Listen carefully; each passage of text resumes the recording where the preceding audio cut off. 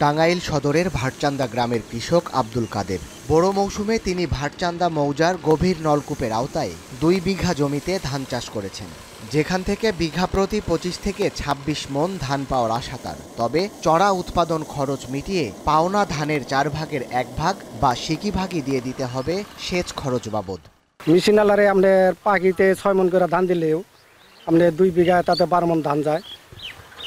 12 মণ ধান গেলে নিম্ন স্তর 12,000 টাকা যায়। আর টাকা দিলে বাদে 3,500 টাকা দিলে আমাদের আবাদ উড়ানি যাইতো।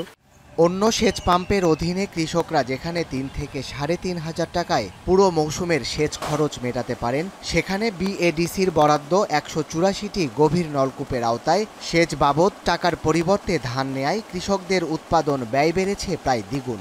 এতে আব্দুল কাদেরের মতো 12টি উপজেলার কৃষকরা আর্থিকভাবে ক্ষতিগ্রস্ত হচ্ছেন। জেলার কৃষকদের অভিযোগ, নলকূপগুলো সমিতির মাধ্যমে পরিচালনা করার কথা থাকলেও বেশিরভাগই প্রভাবশালীদের দখলে। এটা বর্তমান সিকি ভাগ নাই, ঠিক আছে, 4 ভাগের 1 ভাগ মিশিং আলা নিয়ে যায়। পাখিতে 20 মণ ধান হয়, সিকি বাদ দেওয়া হয়তো 15-16 মণ পাই আমি। তবে এ বিষয়ে ক্যামেরার সামনে কথা বলতে রাজি নন পাম্প পরিচালনার দায়িত্বে থাকা ব্যক্তিরা।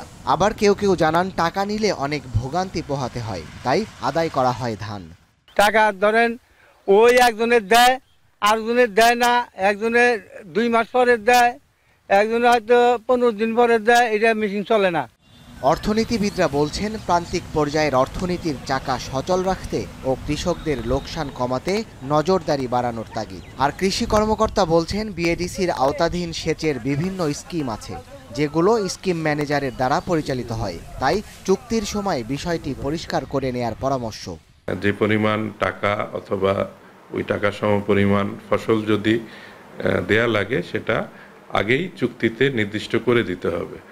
এই ক্ষেত্রে যদি কোনো ব্যত্যয় হয়, কৃষকের একটা অধিকার দিতে হবে যাতে সে পরবর্তীতে বিভিন্ন আইনি লড়াইয়ে এই টাকাটা উনি উসুল করতে পারে। বিএডিসির সেচ প্রকল্প তো বিএডিসি পরিচালনা করে না, এইগুলো তারা ভাড়া দিয়ে দেয়। এটা ওইখানকারই স্থানীয় কৃষকরা এটা পরিচালনা করে, স্কিম ম্যানেজার যারা আর কি।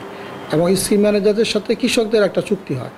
এখন কৃষক যদি তার চুক্তিতে ধান নির্ধারণ করে থাকে, এখানে আমাদের তো করার কিছু নেই। বিএডিসির নির্বাহী প্রকৌশলী জানান, এ নিয়ে কোনো অভিযোগ তারা পাননি, পেলে যথাযথ ব্যবস্থা নেওয়া হবে। সেচ বিভাগ কৃষকের স্বার্থে কাজ করে, আমরা সবসময় এই বিষয়ে তৎপর। আমরা কোনো যদি এই অভিযোগ পাওয়া যায়, তাহলে অবশ্যই আমরা সেই সাথে সাথে ব্যবস্থা নিই। টাঙ্গাইলে গভীর নলকূপের আওতায় প্রায় 4,000 হেক্টরে বোরো চাষ হয়েছে। এসব জমি থেকে সেচ বাবদ কৃষকদের অন্তত 10 কোটি টাকার বাড়তি খরচ মেটাতে হচ্ছে। এখন টাঙ্গাইল।